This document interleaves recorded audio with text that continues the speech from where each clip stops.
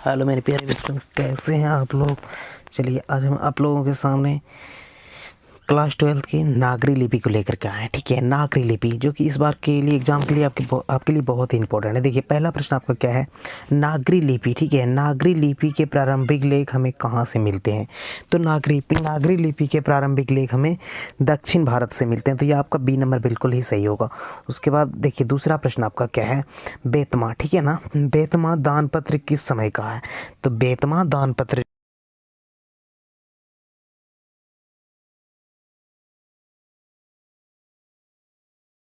तीसरा प्रश्न आपका है, उत्तर भारत से नागरी लिपि के लेख कब से मिलने लगते हैं। उत्तर भारत से नागरी लिपि के लेख कब से मिलने लगते हैं। ठीक है, तो उत्तर भारत के नागरी लिपि के लेख जो है कि 8वीं सदी से मिलने लगते हैं, यानी ए नंबर आपका बिल्कुल सही हो जाएगा। उसके बाद 4 नंबर आपका प्रश्न है, देखिए क्या कह रहा है। चौथा नंबर प्रश्न आपका है, चौथा नंबर आपका जो प्रश्न है ये है आपका गुणाकर मूल्य से, ठीक है, मिडिल स्तर की पढ़ाई किस, गुणाकर मूल्य ने मिडिल स्तर या मिडिल क्लास की पढ़ाई किस भाषा में की थी।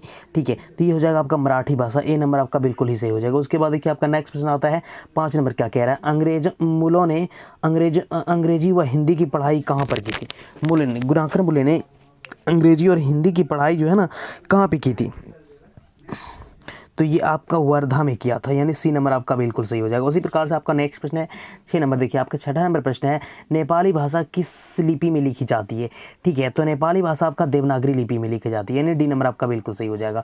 उसके बाद नेक्स्ट प्रश्न आता है 7 नंबर आपका है, गुणाकर मूल्य का जन्म कब हुआ। ठीक है, गुणाकर मूल्य का जन्म कब हुआ, तो यह हुआ था आपका 1935 में, यानी ए नंबर आपका बिल्कुल सही हो जाएगा। उसके बाद नेक्स्ट प्रश्न आता है आपका 8 नंबर, देखिए क्या कह रहा है 8 नंबर आपका, 8 नंबर नेक्स्ट प्रश्न आता है, ये प्रश्न है आपका कि गुणाकर मूल्य का जन्म, ठीक है, गुणाकर मूल्य का जन्म कहाँ हुआ था। तो गुणाकर मूल्य का जन्म हुआ था आपका महाराष्ट्र में, यानी सी नंबर आपका बिल्कुल सही हो जाएगा। उसके बाद देखिए नेक्स्ट प्रश्न आपका आता है 8 9 नंबर, देखिए क्या है, इन्होंने किस पुस्तक में पुरानी लिपियों की विस्तृत जानकारी दी थी। ठीक है, तो ये दिया था अक्षर ज्ञान अक्षर कथा में, यानी बी नंबर आपका बिल्कुल सही हो जाएगा। उसी प्रकार से आपका नेक्स्ट प्रश्न आता है 10 नंबर, देखिए क्या है, गुप्त की राजधानी। ठीक है, गुप्तों की राजधानी, गुप्तों का राजधानी को कहा जाता होगा। ठीक है, गुप्तों की राजधानी को कहा जाता है देवनगर, यानी डी नंबर आपका बिल्कुल सही हो जाएगा। उसी प्रकार से आपका नेक्स्ट प्रश्न आता है 11 नंबर, बांग्ला। ठीक है, बांग्ला लिपि प्राचीन, बांग्ला लिपि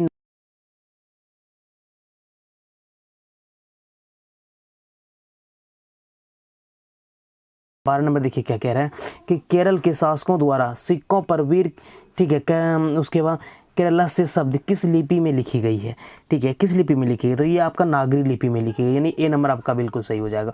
उसके बाद नेक्स्ट प्रश्न आपका आता है 13 नंबर, देखिए क्या कह रहा है, ठीक है, पहल किन राजाओं ने लेखों के, ठीक है, लेखों के लिपि को ही नंदी नागरी के नाम दिया था। ठीक है, नंदी नागरिक नाम दिया था, तो ये आपका हो जाएगा विजयनगर के राजाओं में, जिसको चोल भी बोला जाता है।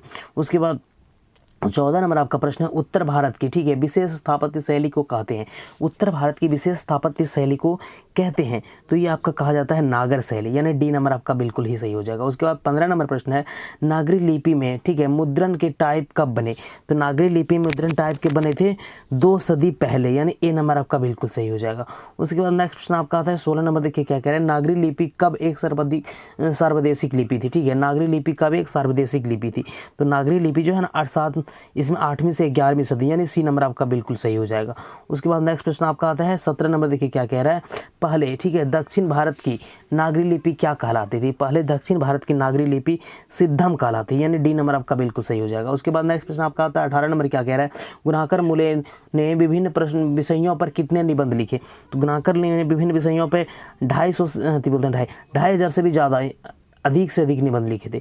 ठीक है, उसके बाद नेक्स्ट प्रश्न आपका 19 नंबर, देखिए आता है क्या कह रहा है, ये प्रश्न है आपका, भारतीय लिपियों की कहानी किन की प्रसिद्ध रचना है।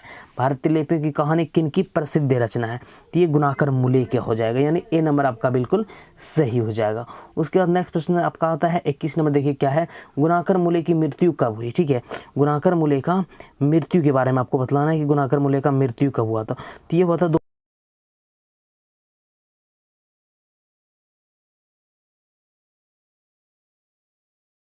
राम सीता की आकृति और नागरी लिपि के राम से शब्द अंकित करवाए थे, राम से शब्द अंकित करवाए थे। ठीक है, तो ये सही और सटीक हो जाएगा आपका सी नंबर, अकबर ने।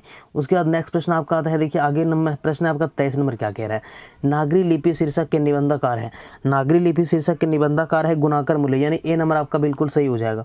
उसके बाद नेक्स्ट प्रश्न आपका आता है, फिर देखिए 25 नंबर आपका प्रश्न आता है, मराठी भाषा की लिपि कौन सी है, तो मराठी भाषा की लिपि कौन सी है, तो ये आपका देवनागरी लिपि है, यानी सी नंबर आपका बिल्कुल ही सही हो जाएगा। उसके बाद नेक्स्ट प्रश्न आपका आता है 26 नंबर, क्या कह रहा है, टकसाल का संबंध है, ठीक है, टकसाल का संबंध किससे है, तो टकसाल का संबंध आपका सिक्कों से है, यानी ए नंबर आपका बिल्कुल सही हो जाएगा। उसी प्रकार से नेक्स्ट प्रश्न आपका 27 नंबर आता है, श्रवण बेलगोला स्थान का संबंध है, ठीक है, श्रवण बेलगोला स्थान का संबंध किस धर्म से है, तो ये हो जाएगा आपका ए नंबर, जैन धर्म से, बहुत ही सटीक आंसर है, ठीक है। उसके बाद देखिए नेक्स्ट प्रश्न आपका आता है, क्या कह रहा है, 29 नंबर, किसे देवनागरी, नेक्स्ट प्रश्न आपका 28 नंबर है, ठीक है, सिद्धम क्या है, ठीक है, सिद्धम जो है ना, सिद्धम क्या है, तो सिद्धम एक प्रकार का लिपि है, क्या है, एक प्रकार का लिपि है, यानी डी नंबर आपका बिल्कुल सही हो जाएगा।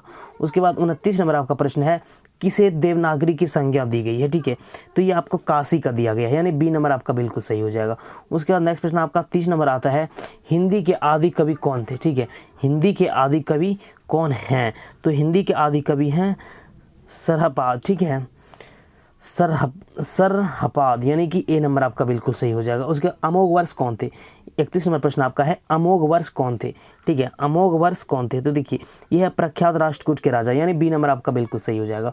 उसके बाद 32 नंबर आपका प्रश्न है, मिहिर भोज के ग्वालियर प्रशस्ति किस भाषा में है, ठीक है, प्रशस्ति किस भाषा में है, तो ये आपका हो जाएगा सही और संस्कृत, सटीक आंसर संस्कृत भाषा में, यानी सी नंबर आपका बिल्कुल सही हो जाएगा। उसके बाद नेक्स्ट प्रश्न आपका आता है 33 नंबर, देखिए बेतमा कहाँ है,